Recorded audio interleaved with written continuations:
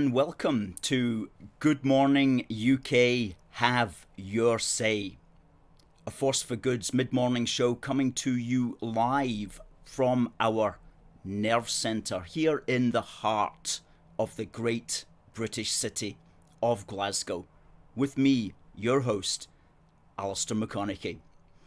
And we're broadcasting today across all our platforms, Facebook, Twitter and YouTube. And please do come in and tell us where you're calling from. Already, Linda is viewing from sunny southeast London. I'm glad it's sunny this morning because it was dark in southeast London last week, if I remember correctly. TC is in southwest London. It's a lovely sunny unionist day, and it's a lovely sunny unionist day here in the great British city of Glasgow. Good morning, Tommy, and good morning to you, Alan. Nice to see you in again, as it's nice to see James. A very good morning to you, James. And Sue from all the way there in Cornwall. Excellent stuff. It's great to have viewers from all over our great land. If you're watching, hello John, if you're watching on Facebook and if StreamYard asks you to tick yes so that you can comment, please do so. That enables us to see you also. Good stuff. And Sarah, listening from the beautiful Green Wirral. Lovely, lovely, excellent. Well, we have got a packed programme as usual. We've got our competition coming up at just before the hour. And at the top of the hour at 11 o'clock, we've got one of A Force for Good's best activists, Pauline from the Highlands. And she's going to be speaking to us for 20 minutes or so. And she's got a lot to say, especially about the carry-on that's going on at the moment in the Scottish Parliament between Nicola Sturgeon and Alex Salmond. So we'll be getting that off our chest. And we're also going to be sticking it to the Nats today, because there's been some really good comments and articles that have come out just saying what on earth is going on with this, with the administration that misgoverns us. Okay, so we're really just going to stick it to them today because we're getting fed up with it. And we do have, hello Tracy, good morning from Sunny Hull. Lovely, lovely to see you in here, Tracy. We really do have, we need to stick it to them seriously now, because the election is on the 6th of May, Thursday the 6th of May, and we need to make sure that we get them out, and if we can't get them out, we at least make it difficult for them. That is to say, they're not able to actually have a coalition between them and the Scottish Cabbage Party, which is also known as the Scottish Greens, but they're not really green at all. They don't care about the environment. The Scottish Greens, or what we prefer to call the Scottish Cabbage Party, are simply a radical Republican party that's obsessed with identity politics. They're not caring about plastic in the ocean.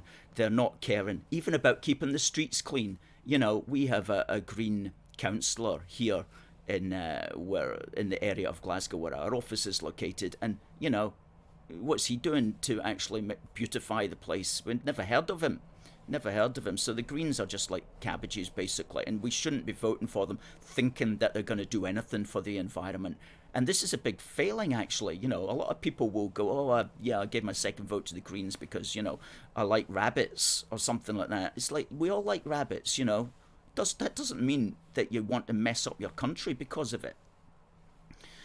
Hello to Nelson and all fellow Brits. Well, that's everybody that's watching today.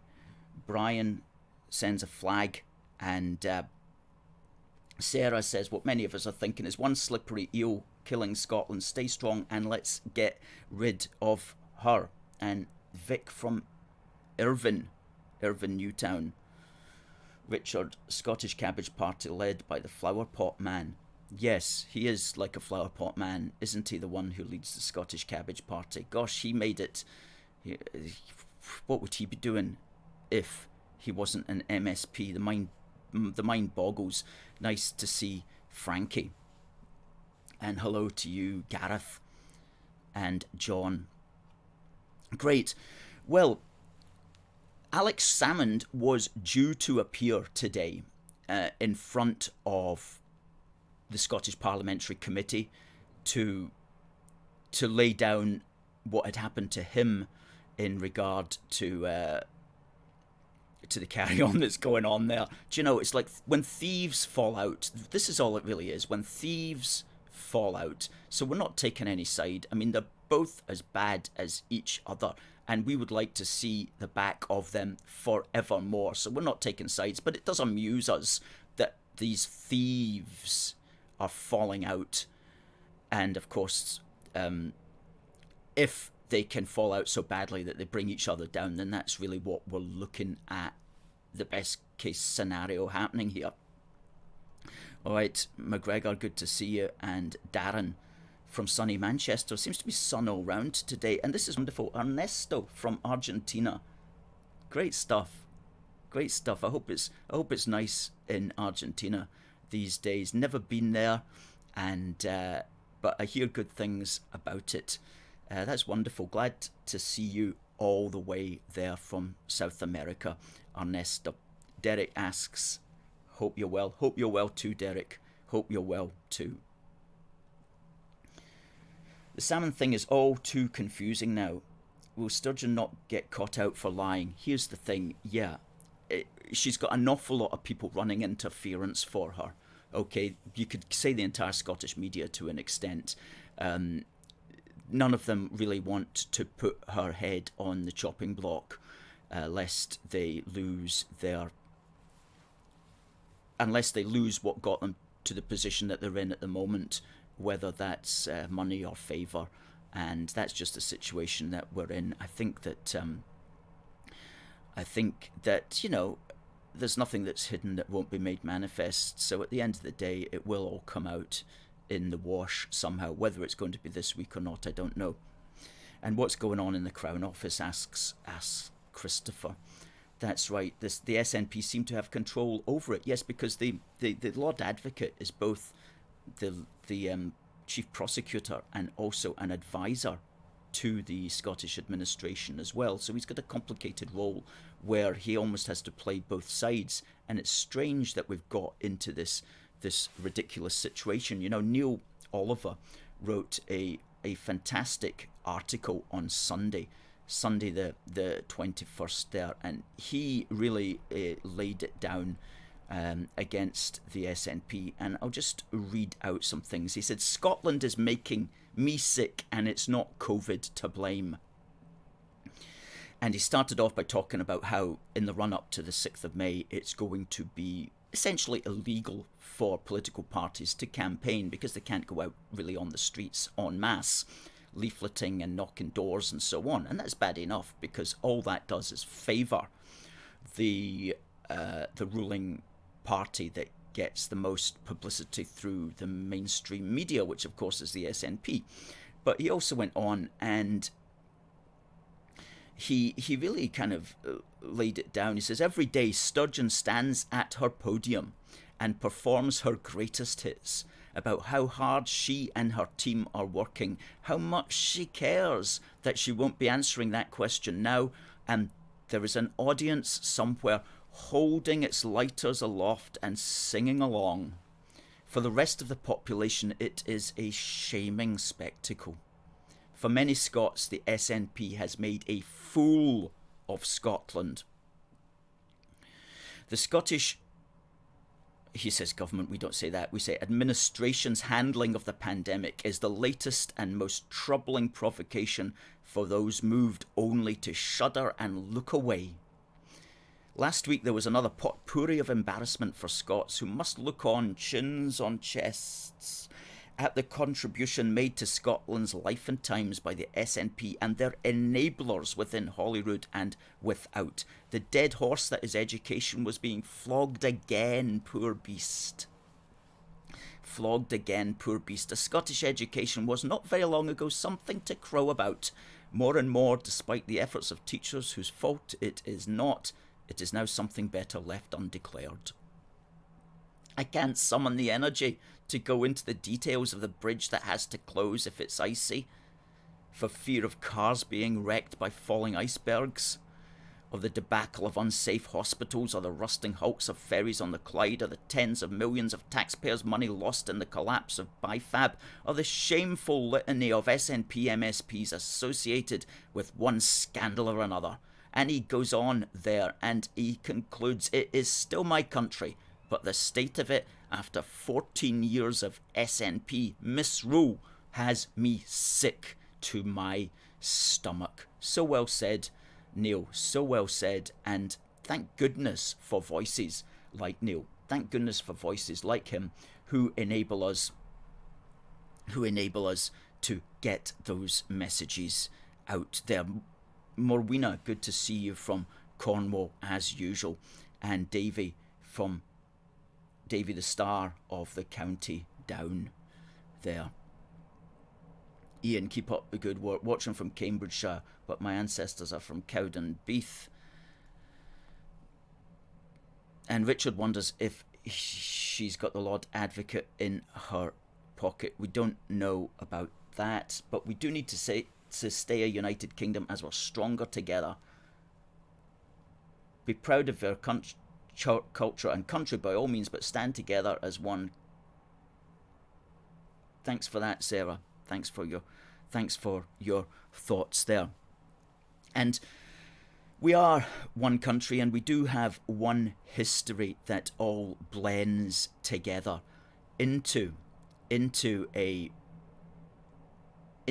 one nation history, and we always remember our history, and we always remember this day in British history. And some people will say, well, why do you always remember your our British history? And it's because it puts things in context. You know, if you don't have an understanding of where you've come from, how do we know where we are going to be today?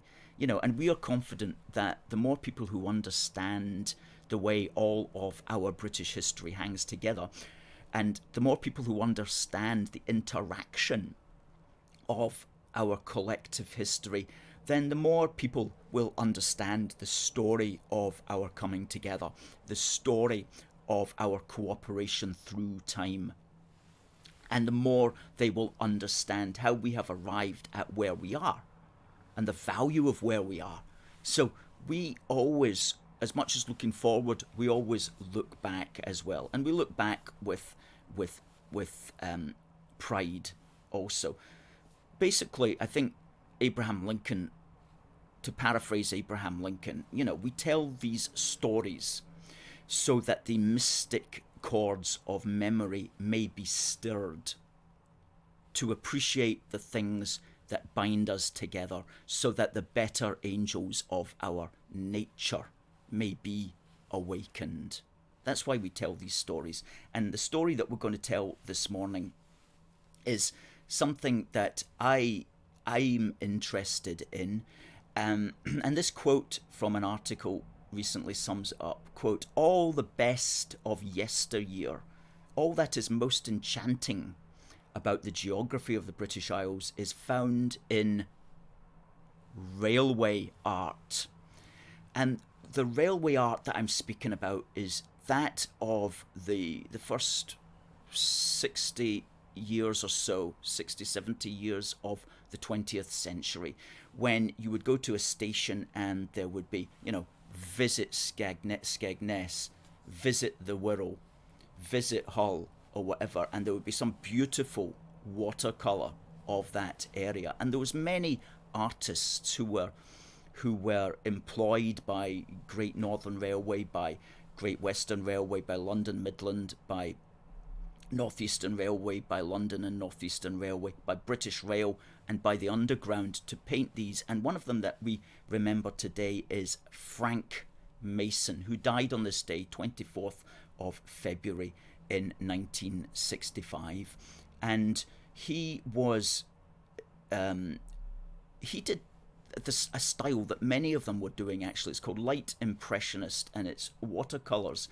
And I was just looking through a few of them yesterday, and I'll just bring up one to show you. I'm bringing up this one not because it's the best one, but because it is one that that's big enough to show on the on the screen here, and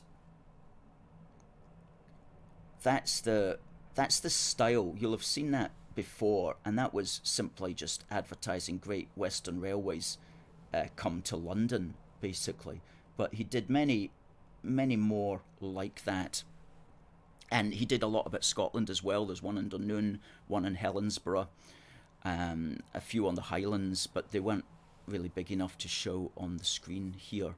But we'll put up a post on that on our Facebook page. So he died today. That was Frank Henry Mason.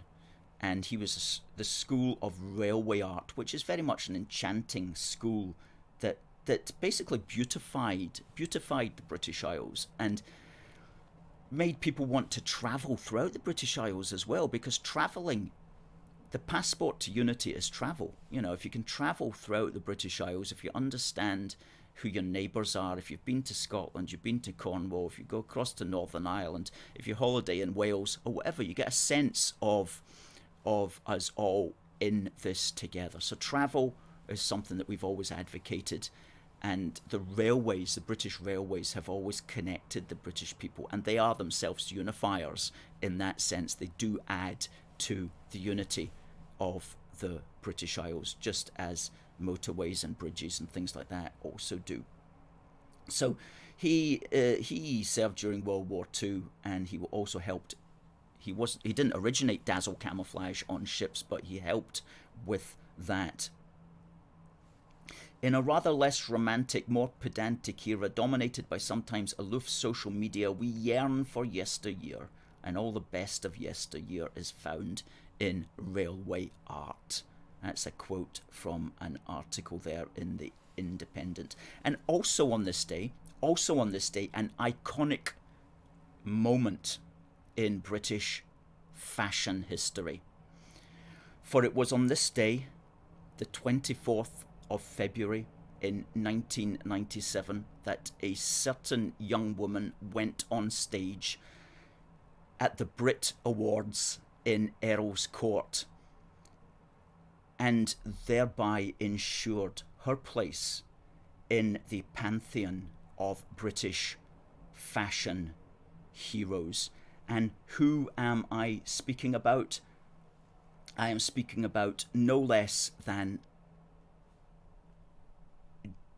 Geri Halliwell, who wore her iconic Union Jack dress at the Brit Awards in Earl's Court on this day, the 24th of February 1997. And I don't know if you could call that a dress or not, but it's an outfit anyway. And quite frankly, the world was never the same again.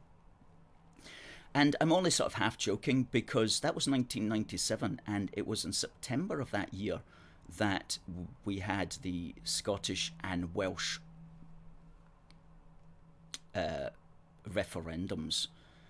And us British patriots were looking about. You know, we needed inspiration, and who should provide it but the great Ginger Spice? So that was on this day, 24th of Feb, at the Brit Awards in Earl's Court.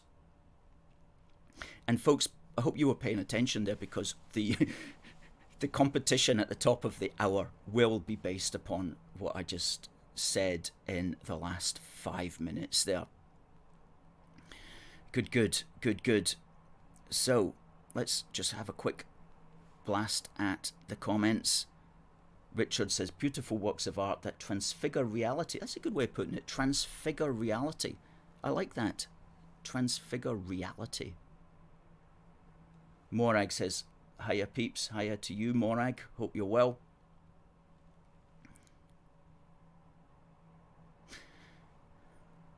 And Ryan makes a good point here. He goes, we need a UK-wide referendum on the abolition of legislative devolution. It is imperative for the preservation of the kingdom.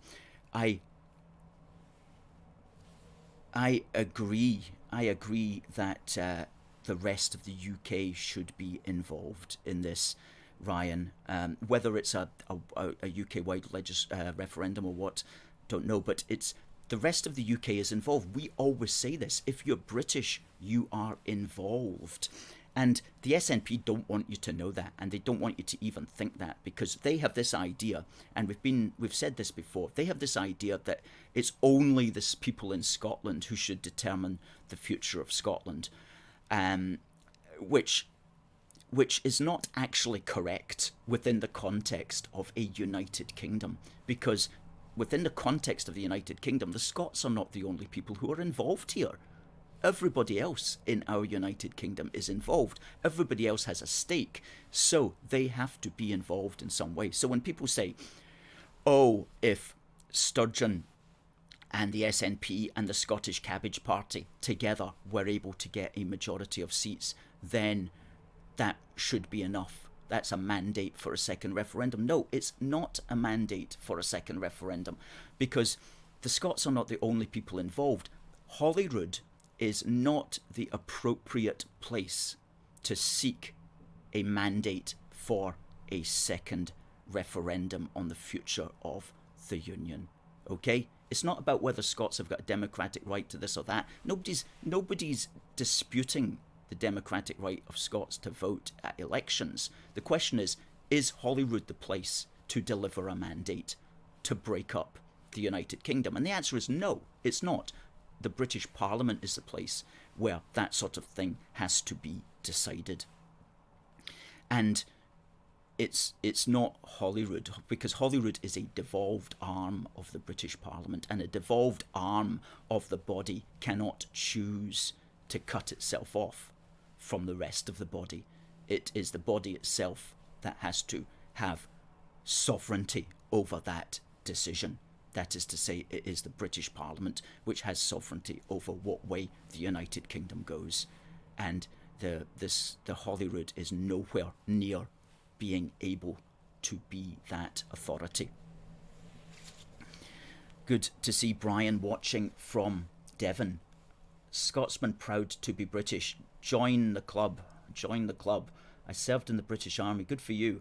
With the Highland Light Infantry. My wife is English and our eldest daughter Christine was born in England. Sounds like you're 100% British, your family then, Brian. Good to see. Our other kids were born in Scotland. My great-grandparents were from Ireland. Absolutely. So we're British through and through. Absolutely. And you can also, as you say, still be very proud to be Scots.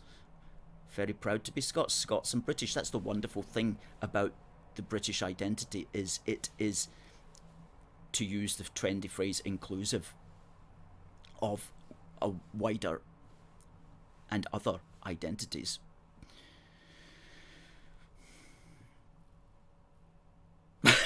Here's George, what's he saying? Hi Alice, you sound a good man, thank you, and say all the right things, thank you, but you need more fire in your gut. Stand up and shout, stamp your feet and sound as if you are an evangelist. Make the Scots turn around when they hear you screaming for our heart of a post. Come on now, burst out your quiet shell. Everything you say is good, but stamp your feet and make people listen. I'll do my very best. I don't want to stamp my feet during this program because it would just knock over the microphone here.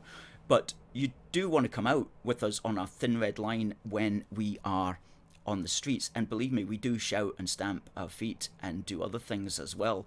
And that's when it gets a bit noisy and rowdy. Talking about that, all under one banner, which is the marching wing of the Scottish National Party.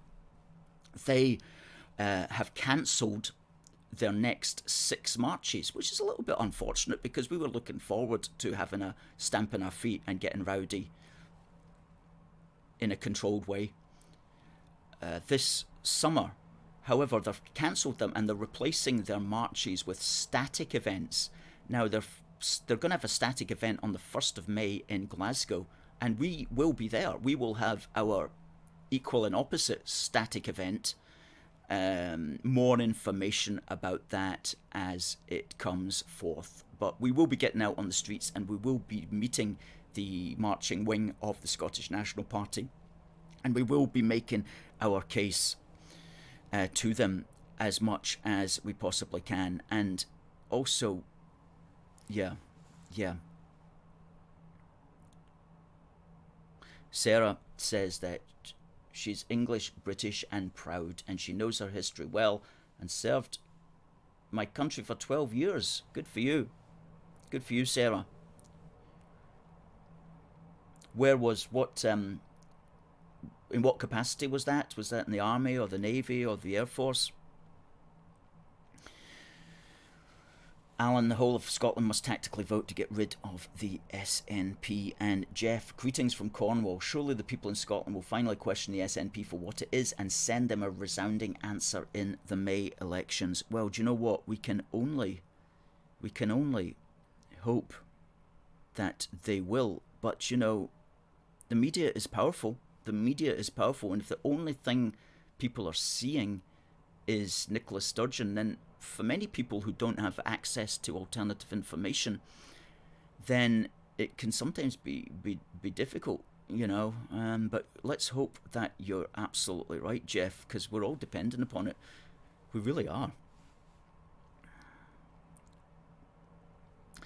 Okay, so I've remembered this week, because I forgot last week, that we do have our competition question, and the competition question will be coming up right now, and it is for a new prize.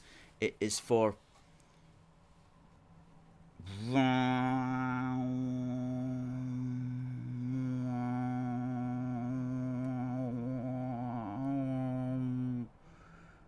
this little box of mints by Stewarts of Scotland, and they have this lovely little box of quality mints, and that will get sent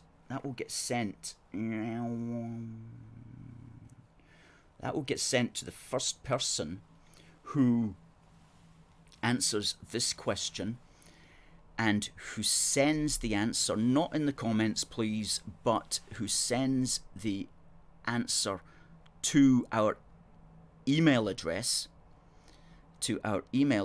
which is contact@aforceforgood.uk. Okay? And the question is, on this day, 24th of February 1997, Geri Halliwell wore her famous Union Jack vest, as has been pointed out to me there in the comments. What was the ceremony she was at, and what building was it held in? Okay, what was the ceremony and what building was it held in that Geri Halliwell wore her Union Jack vest, which changed British fashion forevermore? And that will go to the first person, and we'll mention that at the bottom of the hour. And just bear with me now, because we're going to bring in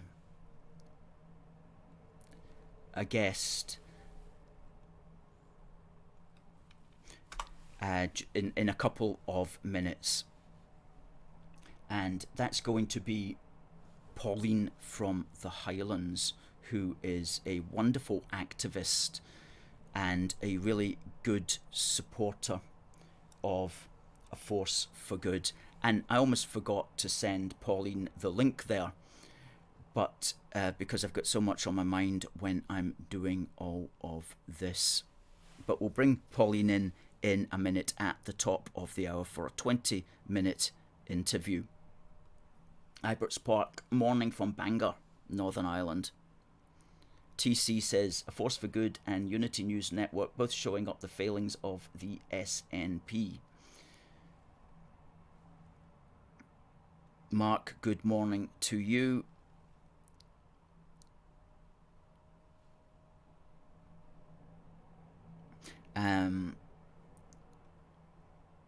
Rory says, absolutely scandalous that the SNP have politicised the civil service, media and police.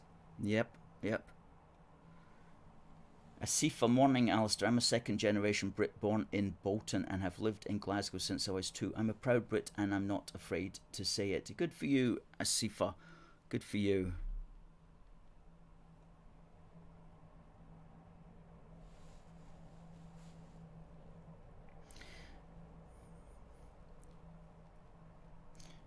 Okay.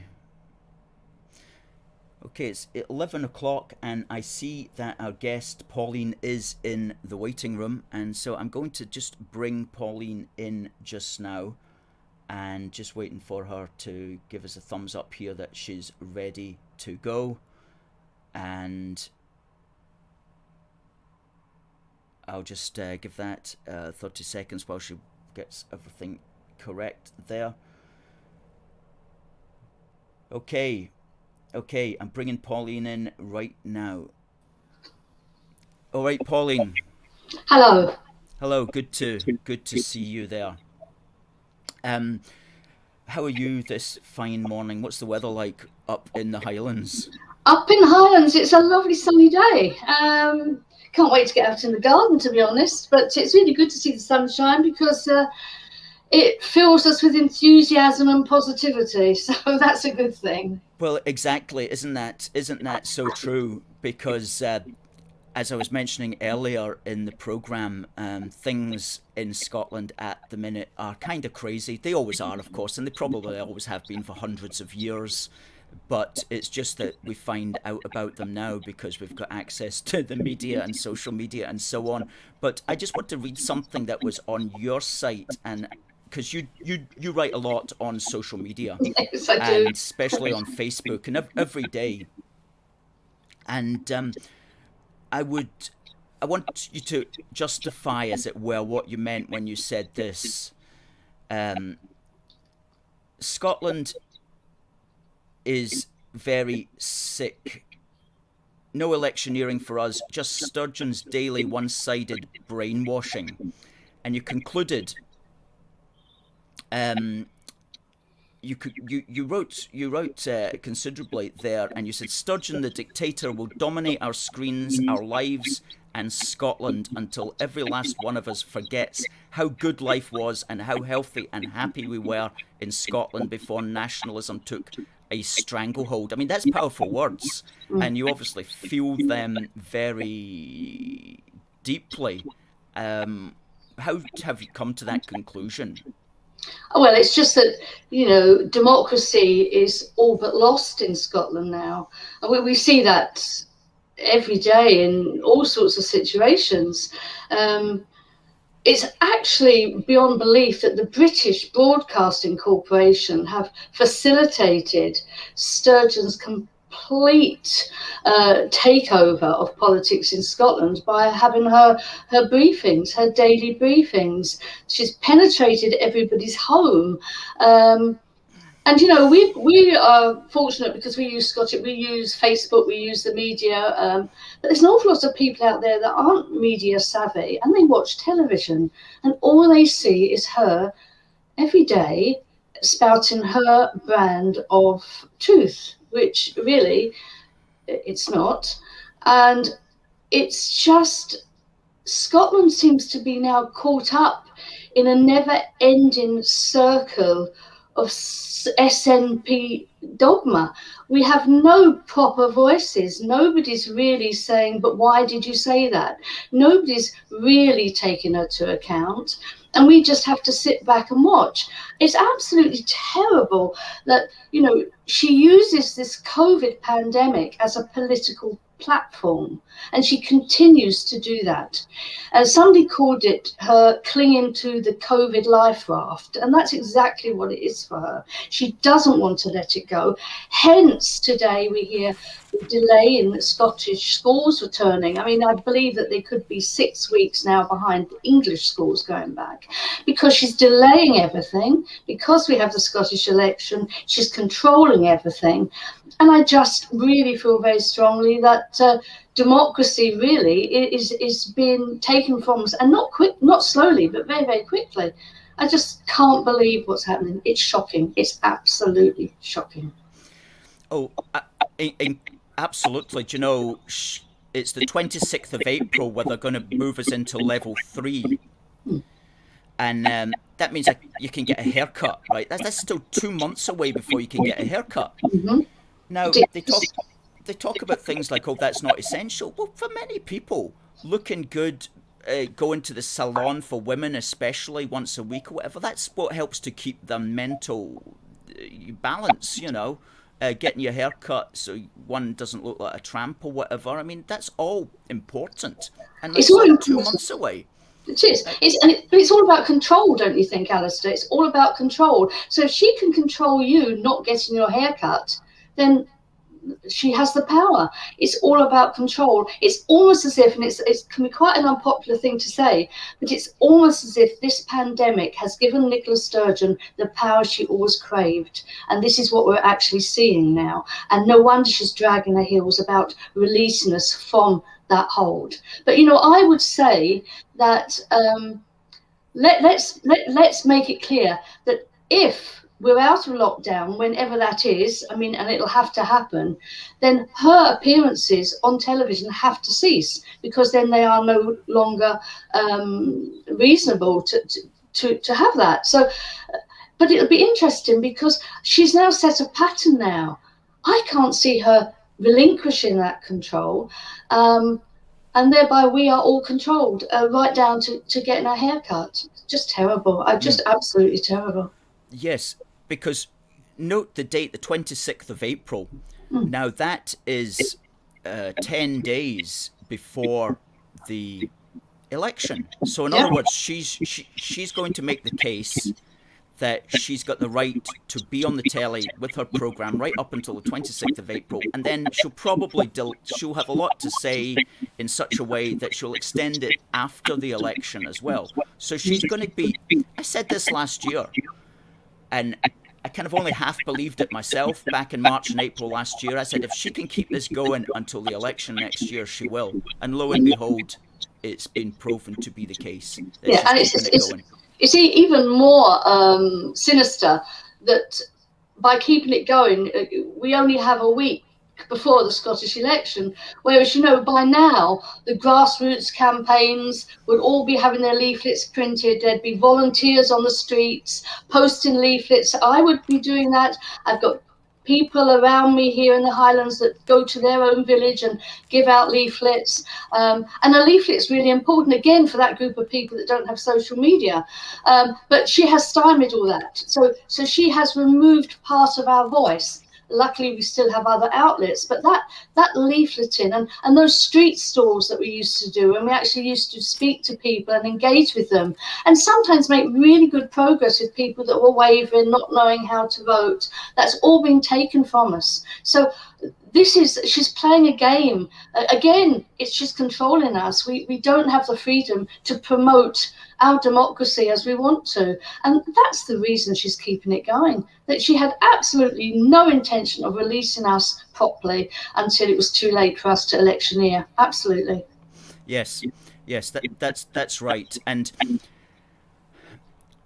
somebody's saying here in the comments that Boris made a fundamental mistake in not taking a UK-wide approach to the pandemic. And that has given the SNP the biggest opportunity to grandstand and position themselves as central to national life. And absolutely. that's so. Whatever one may think about the COVID situation, the fact that it was devolved and authority given has totally elevated people who shouldn't be elevated, as you say, penetrating our homes. Like that guy Drakeford in Wales, goodness me, poor people in Wales have to sit and watch that guy. I mean, I thought Sturgeon was bad, but he's like off the chain, that bloke. So, I mean, what an indignity as well. Don't get me wrong, I'm not pro any politician or any political party, and I look at Boris and I think, comb your hair and don't be a slob. It's not. I don't like listening to him either. Everybody, all of these politicians are just promoting control, and here in Scotland it's particularly bad, of course, because she wants not just to control us, but to actually destroy the nation itself, to break up the United Kingdom. At least Boris wants to hold the United Kingdom together. At least that's his saving grace, Yes, and the thing is as well, Alistair, is that, with Boris and the UK government, Boris won't be Prime Minister for 7 or 8 years. I mean, Boris is passing through, because we we have a democratic United Kingdom government. If you don't like Boris, you're not going to have to live with him forever. But if you vote for Nicola Sturgeon's independence, then you will live with that forever. And it's time people woke up. It's not as if we're just voting to have somebody in power for a few years, and if we don't like them, we can kick them out. This Scottish election, as Nicola Sturgeon says, will be the lead up to Indy Ref 2. Now, if you vote for Nicola Sturgeon this time, and then she gets her Indy Ref 2, and people vote for that, there's no going back. We can say goodbye to Boris in a year's time, or less or more. But, independence, there's no choice with that. Once it's done, the door is closed and the reality kicks in. And people have to realise that what they do with their vote in May will have an influence on Indy Ref 2 if it happens, and the future of Scotland. So this Scottish election really is important. And Boris is pro-UK. Boris is a very clever man. He doesn't have the right charisma or the right attitude, but I believe he's a very clever man, and he has achieved a lot. But the UK government is truly democratic. The Scottish government is not, and that's where our problem lies. Yes, that's certainly correct. That's correct. And as you say, if heaven forfend that such a thing happened and that there was a second referendum and that we lost it, but believe me, if that happened, then, and this must be made clear as well, the nationalists would be in power forever. Because what would then happen is they would be seen as the true church of Scotland, and everybody would be measured against them, and everybody would have to fall into line and get with the programme, and it wouldn't become a fight between are you for independence or against it. It would be, how much are you for the revolution? And that's what always happens after a revolution, is you're measured not by your opposition to it, but how much you go along with it. And that's what it was like in all these countries where they've gained, where they've separated in some way. It's always that politics quickly changes into you've got to be for it, or, if you're not for it, you're very much out of the place, and you keep your head down and shut up, And that division is in fact far worse than even the division we have now. That division is a very scary division. Yeah, it's not nice. Mostly in the third world countries. I mean, that is a really vile division. It's extremely worrying, and I can't really believe sometimes that what we're seeing happening in Scotland is really happening. I can't actually believe it's allowed to happen. And I actually can't believe that Westminster are not stepping in and taking more of an input and doing more. And everybody then, when I say that, quotes, oh, well, the Scotland Act means that they can't do this and they can't do that. But they can certainly do a lot more than they're doing now. And we really now need their input. We really do. And, Jacob Rees-Mogg stands up and he calls Mrs. Moan a lot, and he seems to be able to make some good points. Well, we need to hear a lot more of that, because goodness me, what's happening in our country at the moment is extremely worrying and extremely depressing, and we have to try and stay upbeat and just fight the good fight. Yes. One of the problems with the central British government has always been that it's not like you and I and the people who watch this programme. They don't understand what's at stake, and they've never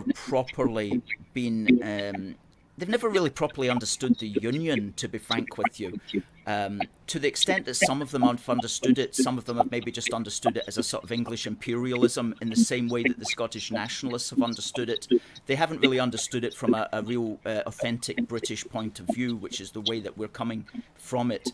And so they tend to just think, just let these people up there just do their own thing. And they've tended just to, what's the phrase, devolve and forget, when in fact they need to be central to everything that's going on, because this is a fight for Britain's future.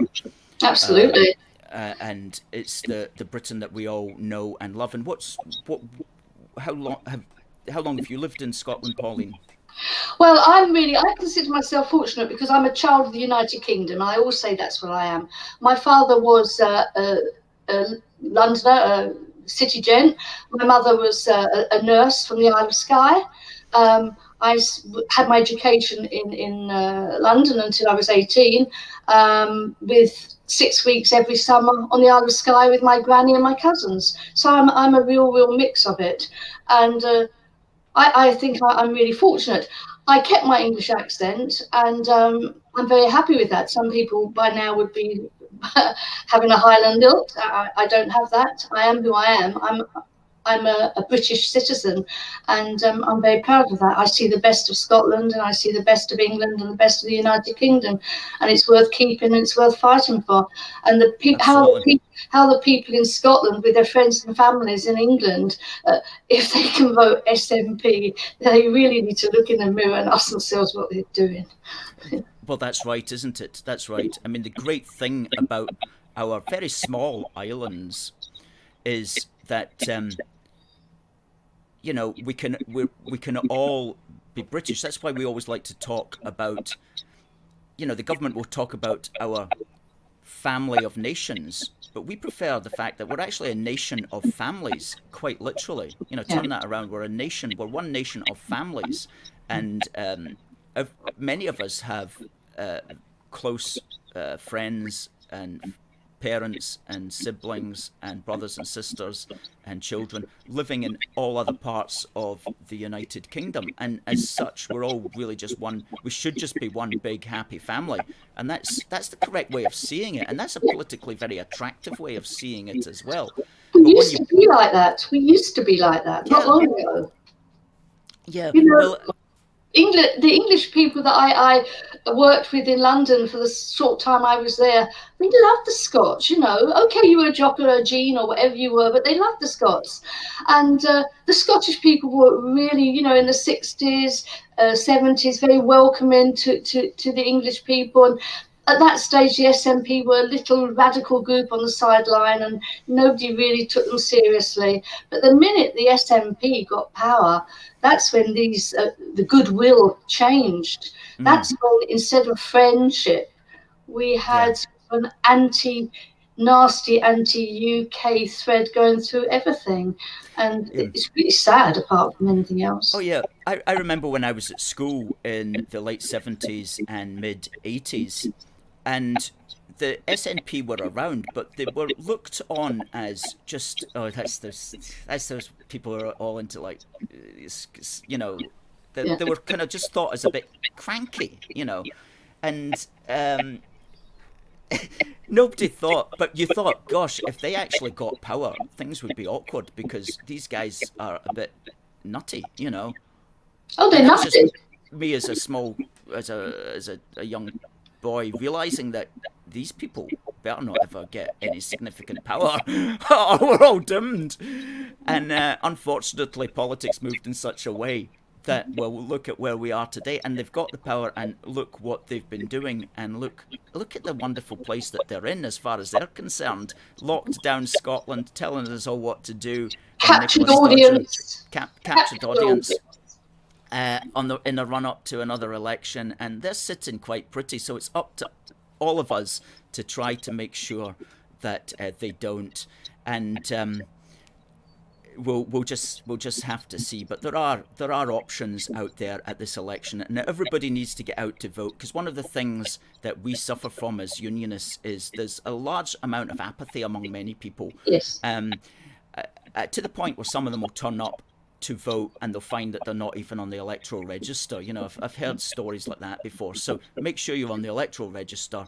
And if you've got brothers or children or people that you think may not be on the electoral register and are our way of thinking, then make sure they get on the electoral register. Make sure that they're on there. Help them to get on there, because they might not be thinking about it. It really is the only way we're going to get out of this. People have got to vote cleverly. They've got to make their vote work, or their two votes work. They've really got to vote cleverly. And they've got to do more than that, because that's not enough. They've got to tell their friends and family, and they've got to spread the word, and they've got to speak out, because more and more people who would always have kept their political opinions to themselves are now speaking out. It used to be bad manners to speak about your politics in public. Now we have to speak out about our politics in public. topic. Now we have to spread the news. We have to highlight so much that is now wrong in Scotland. So everybody has to speak out. And let's not forget that, you know, the unionists are the majority.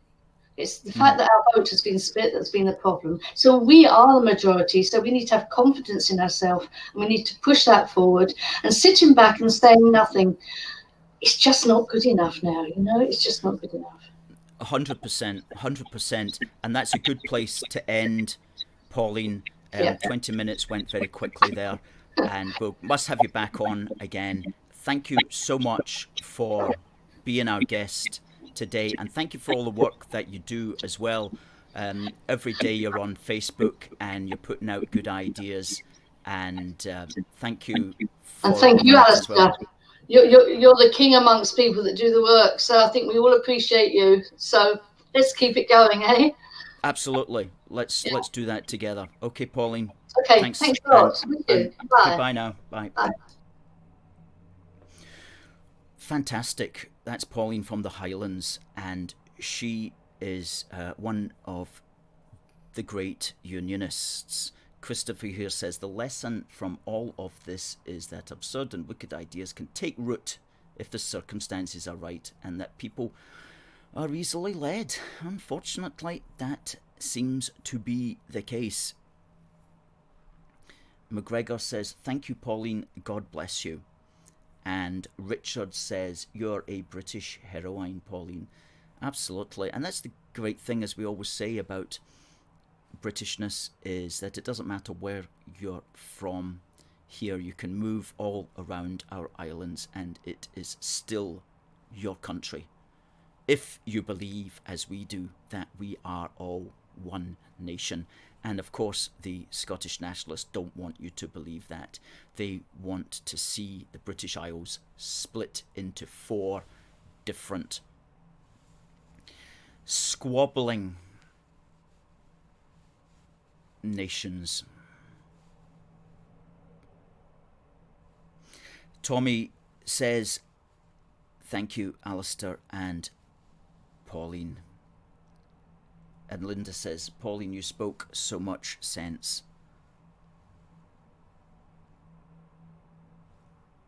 McGregor says, good to see Linda here. Linda's here every week, and we're very grateful for that. Derek says,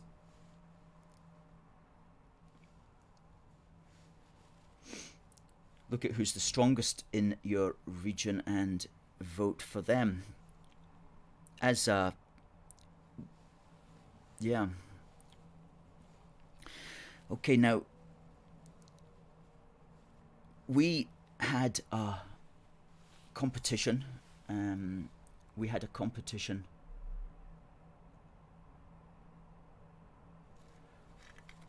We had a competition for this, and you know what? Nobody's got the right answer yet. Nobody's got the right answer, so this may not be going out. We're going to mention it again. The question was, what was the award ceremony and where was it held today on the 24th of February 1997, when Jerry Spice wore her Union Jack dress? Okay, what were the awards called and where was it held? All right, easy question. Fire that into contact@aforceforgood.uk, and if you've got the right answer, these mints with this lovely Spitfire emblazoned tin will be winging its way to you. That's really good, that.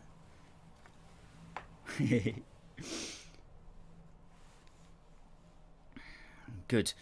Also, I want to just give a shout out there to this document that we produced.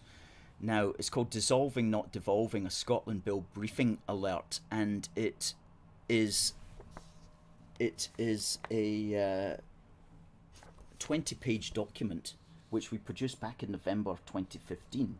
But I was reading it this week, and everything in here is still relevant to the matter of too much devolution and how it only plays into the hands of the Scottish nationalists. And it's for sale in our shop with our other document called Devo Danger, a Force for Good publication. And that says Our House, which was a musical, a medley, a musical of Madness songs. Our House, It Must Be Love. And that's red, white and blue heart, which is relevant to what we're just saying there about our nation of families. So if you want these, they're available in our shop, which is at forceforgood/shop-1. Good, because that's how we keep going, folks, is through merchandise. Now, please do, if you're on Twitter, please retweet this broadcast with a comment, and then we can then retweet that tweet of yours to over 26,000 people.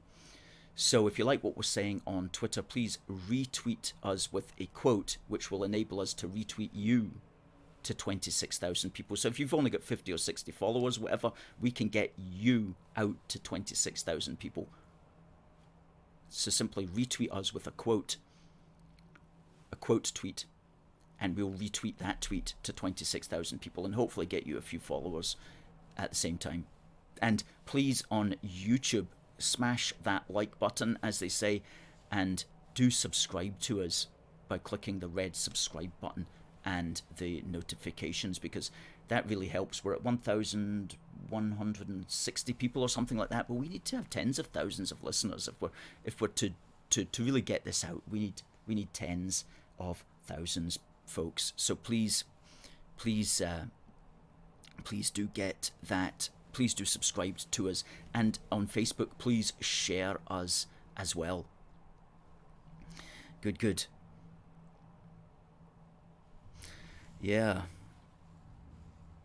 Nelson thinks that the SNP is really a cult. Very possibly. It certainly has all those elements of it, doesn't it? Totally a cult. Yeah. Okay, folks. Now, do we have a winner? Is this going to be the first week where we don't have a winner?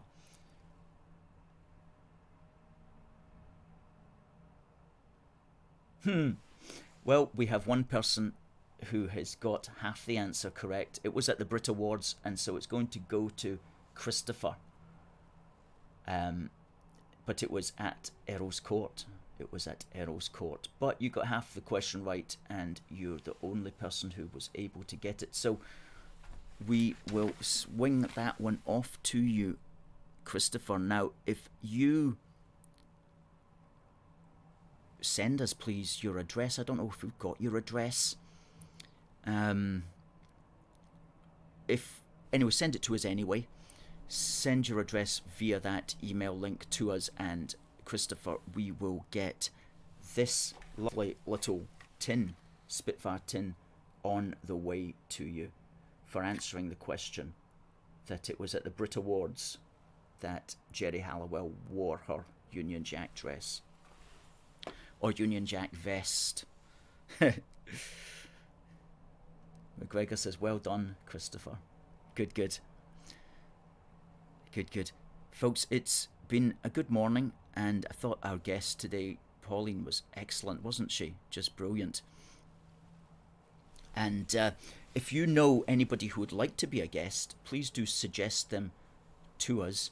We've got Brian Gerish coming up on the 10th of March, and that was suggested to us. Was it Linda, or one of you guys suggested Brian to us anyway, and he's happy to speak. That's on the 10th of March, and we'll be finding somebody for next week, which will be the 3rd of March.